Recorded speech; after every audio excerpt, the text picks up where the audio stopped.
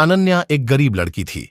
उसके पिता एक कपड़े की दुकान पर काम करते थे और माँ दूसरों के घरों में चौका बर्तन किया करती थी। अनन्या अपने माँ बाप की इकलौती लड़की थी।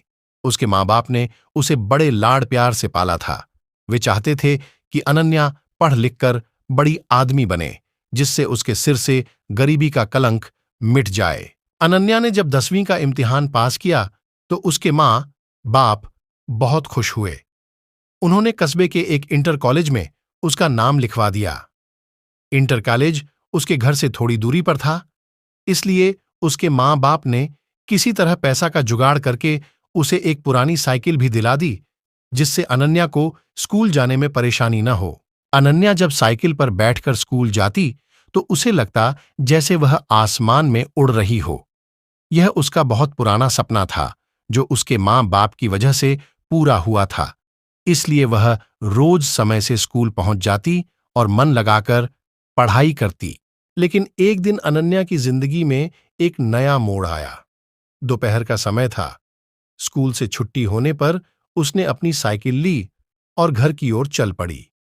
लेकिन अभी वह थोड़ी दूर ही पहुंची थी कि पीछे से आती एक बाइक उसके बगल से गुजरी। बाइक को जो लड़का चला रहा था वह उसका हमउम्र ही था। लड़के ने थोड़ा आगे जाकर अपनी बाइक रोक दी और अनन्या को रोकने का इशारा किया। अनन्या उस लड़के को अक्सर रास्ते में देखा करती थी। जब भी वह स्कूल आती और स्कूल से जाती तो वह लड़का सड़क के किनारे खड़ा उसे निहारा करता था। शुरू शुरू में उसे देखकर अनन्या को बहुत गुस्सा आता था, लेकिन धीरे धीरे वह उसे अच्छा लगने लगा था। इस तरह से रास्ते में रोके जाने से अनन्या घबरा सी गई। पहले उसका मन हुआ कि वह अपनी साइकिल आगे बढ़ा दे, लेकिन फिर न जाने क्या सोचकर उसने अपनी साइकिल में ब्रेक लगा दिया। वह लड़का अनन्या के पास आ गया और धीरे से बोला, मेरा नाम सुमित है। मैं रोज आपको स्कूल जाते हुए देखता हूं।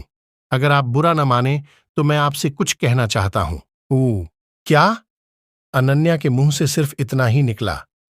सुमित ने अपनी शर्ट की जेब से एक गुलाब की कली निकालकर उसके हाथ में रख दी और उसकी मुट्ठी बंद करते हुए बोला, मैं तुमसे बहुत प्यार करता हूं।